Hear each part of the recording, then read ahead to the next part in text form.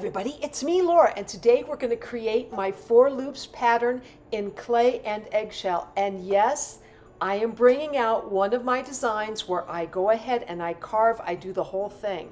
This is really kind of what I've been known for through the past years where I live, and so I'm hoping you'll really enjoy this particular design.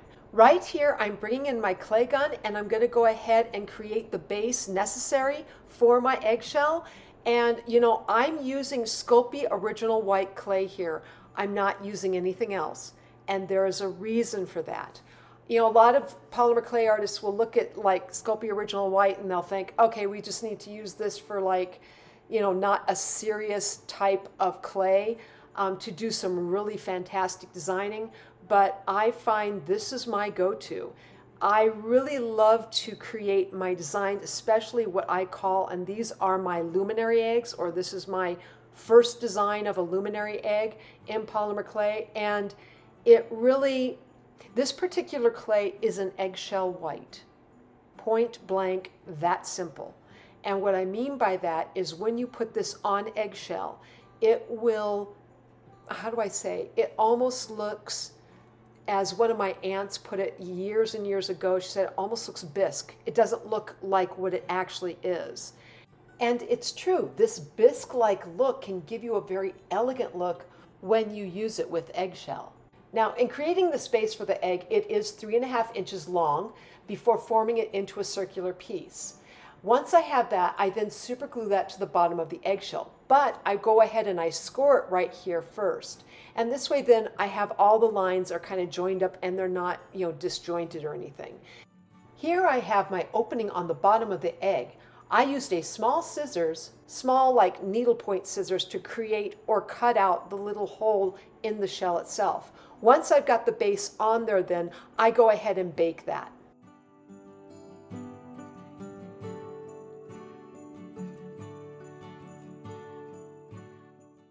Okay, so here I'm bringing in my clay gun again, and I'm going to create some rope from that. Once I have that, I'm going to start to form my design on the eggshell.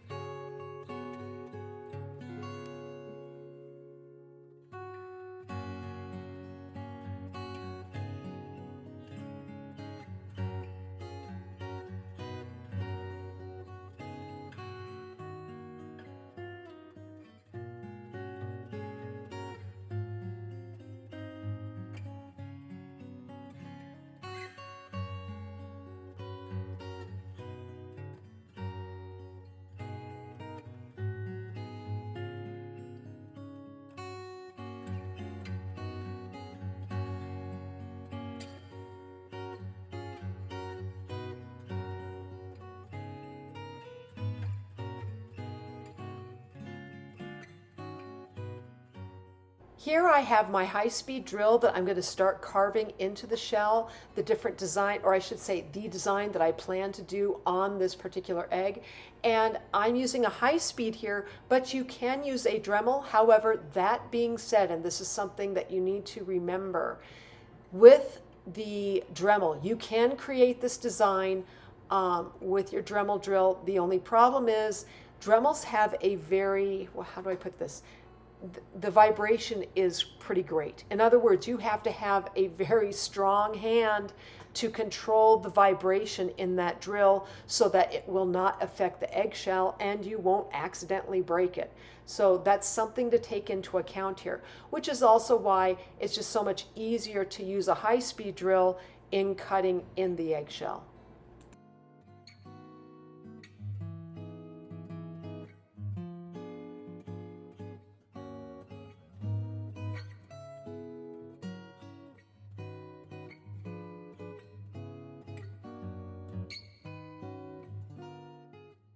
Now, I know many of you are going to have a lot of questions about the drill and about the drill bits. I can just give you a general here. This is a diamond flame bit drill, or I should say flame bit. I used a 1/16 of an inch collet if you're using the Dremel. This particular drill is a turbo carver. I will be going over eventually what I like about this drill and what I might not like about this drill, the pros and cons. And a lot of this is probably going to be featured especially on the Eggcentric Egg Lady channel.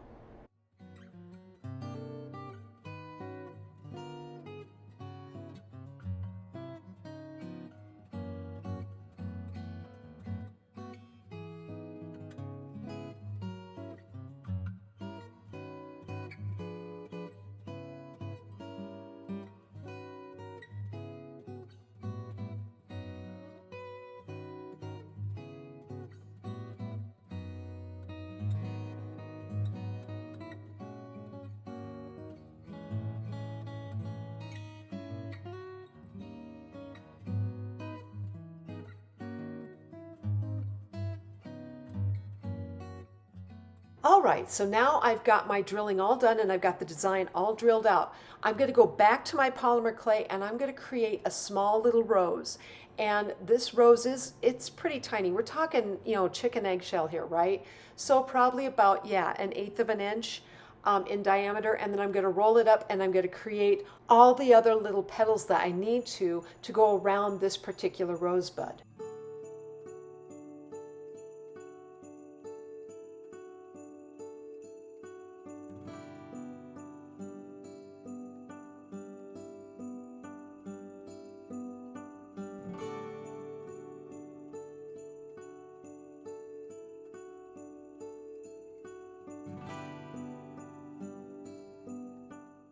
Now that I'm making that last petal, I'm going to wrap it around this particular flower.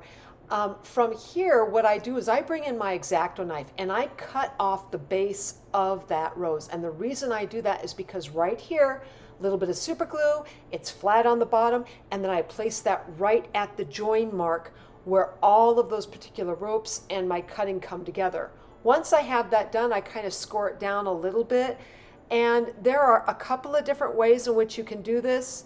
You can go ahead and do it where, I went ahead and I baked that egg, okay? And then I decided I'd go ahead and do fresh clay on top of it. The other method is to go ahead and do the roping with a little bit of super glue all the way around, as well as bringing in and making the rose right on top of it and baking all of this all at once. So my suggestion is really to go with trying to do as much as possible and then baking it all at once. The reason for that is because Sculpey Original White Clay has a tendency to turn color if it's in the oven too long. And I only bake this for about 7 to 10 minutes max at a time. And I try to go less if I can. Now, for a lot of polymer clay artists, they're like, that's not so great. To me, this works. It really does work, because it does bake through and through. Yes, it's brittle, but this is an eggshell. It's an eggshell, people. So when you're dealing with eggs, you're not going to be rough with it anyway. So you might as well get the capacity of being able to bake it for a little bit of a shorter time and still get the benefit of what it can do.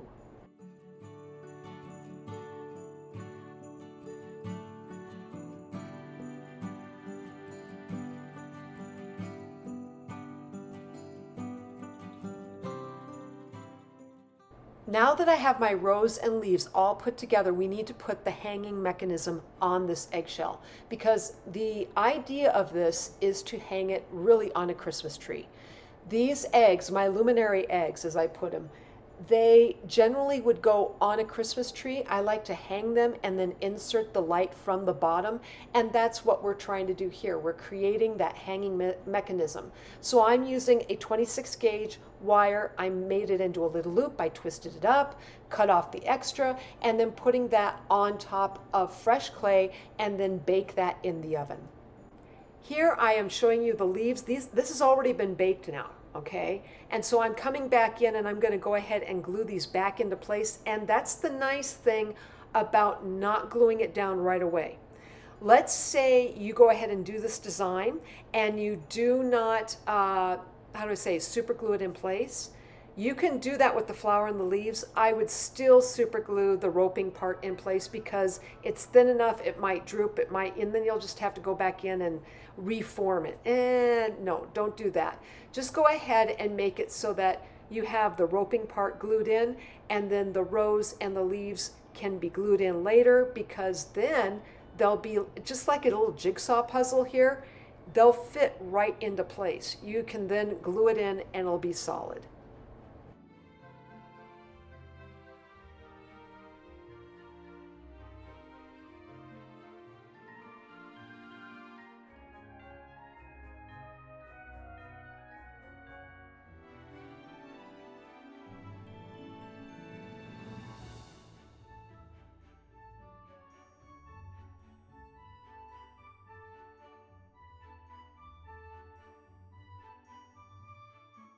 Okay, so in doing this design one more time, I wanted to really show you what it would be like if I did it all at once. And what I mean by that is that baking thing. So here I'm going in and I'm cutting off that rose yet again. This right here, that clay has not been baked. So if it's not been baked, I like to use a little bit of super glue here, and I'm going to put that rose right into place. Now, this can be a little bit tricky in being able to handle it, but the nice thing about this is when you go to bake it all at once, whatever it bakes at, it's all together. And so, how do I put this? When the clay bakes with the Sculpey White, Original, it will all kind of bake at the same coloring.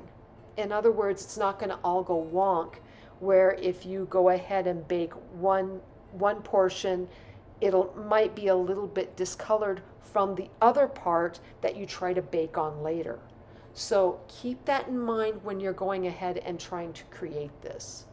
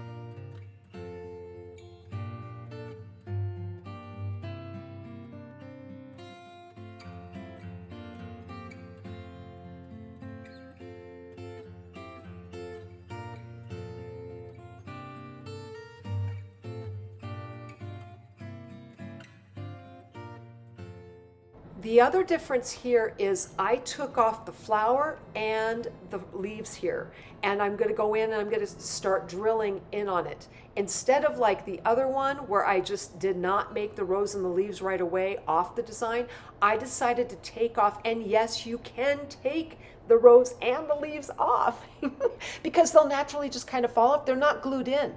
If they're not glued in, you can naturally take them off the shell and you're not going to hurt the shell, no big deal. In fact, the clay will come off. You might have a bunch of little pieces. However, it is already preformed to the shell in this state. If you don't do that with it originally, again, you run into that thing of where the clay in one version might be a little bit different coloring than when you put newer clay on. So right here, again, I went ahead and I just decided, okay, I'll go ahead and cut it. And then once I got this cut, we're going to go in and re-glue all the pieces that I had made where I had baked it all together back into place. And yes, it will form up just beautifully.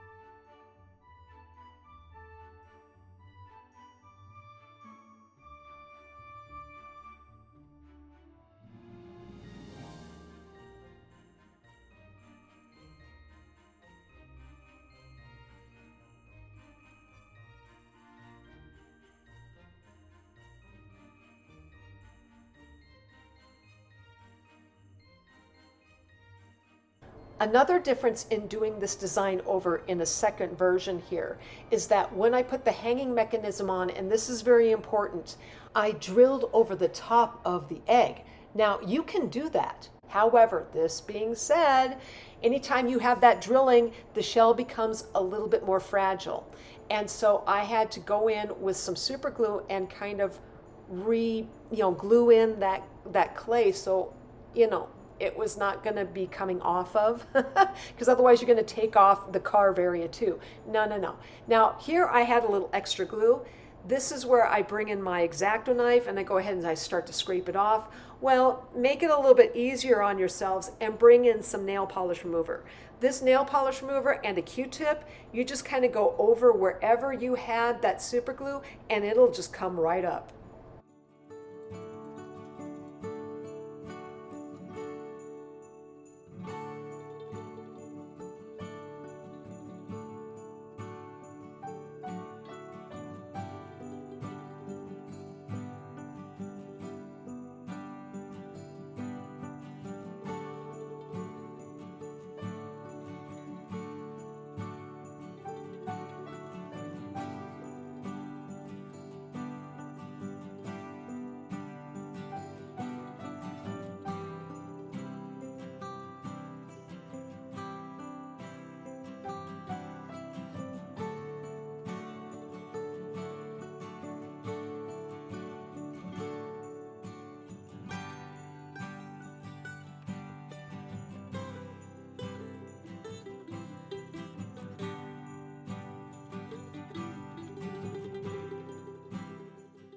Now, as you can see here, I'm bringing and creating in that hanging mechanism one more time. The difference here is that I made it so that ball would come right off, and I'm going to bake that little hanging mechanism separately. When I did this, and it works just fine because you bake it and now you can super glue it back in. When I put it back on there, a little bit later when I went back to look at the design, I noticed that my shell had already started to do a little bit of a crack. So do yourselves a favor, and if you can help it, do not drill over, or I should say, have the hanging mechanism over the carved area.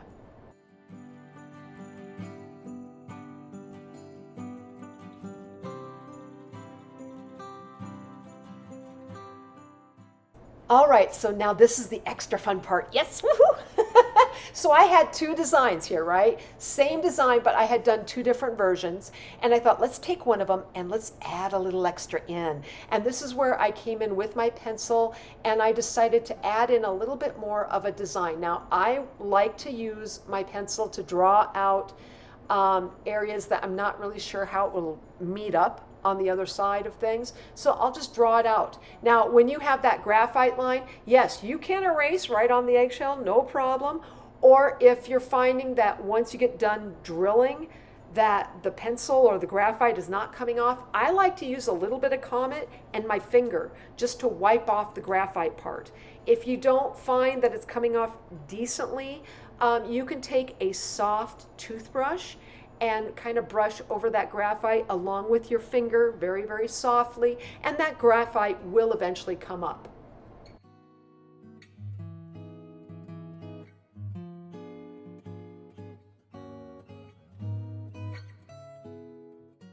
All right, so I want to go ahead and mention here that I'm planning to do more of these kinds of videos. If you like this kind of a thing, let me know. Also, you should know that this is also going to be featured on the Eggcentric Egg Lady channel, and you're going to be seeing more of this sort of a thing over there as well. In fact, I will probably be putting more designs on that channel than over here on the clay channel. So if you really enjoy this sort of thing, and trust me, people, this is a wonderful way in which you can create ornaments for your Christmas tree. I absolutely love these particular luminary designs, and they are luminary because of the very fact that when you put it on your tree, and I tell this to all my customers who buy my luminary eggs, that unlike every other ornament on your Christmas tree, when the day turns to twilight and into night, all your ornaments are going to disappear. You're not going to see them. But these designs will shine like a beacon on your tree, and they will just almost just yell at you like, look at me, I am here.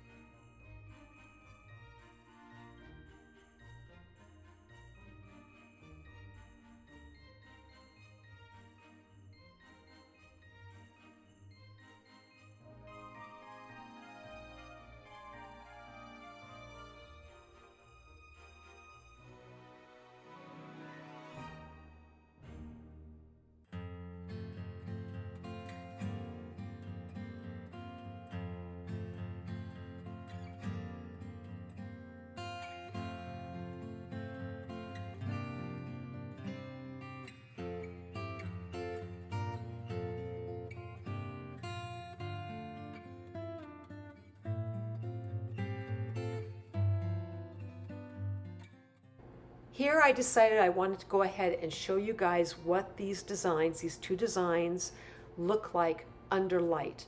And I have some colored rotating bases, and that's what this is doing right here. It's just highlighting this particular eggshell design in the two slightly different versions of it in color. And it's such a wonderful thing to use. These are LED light bases. You can go online and find them there. I also decided I wanted to go ahead and try this on white light. So my Christmas tree in particular has pure white light, and that's what this looks like here.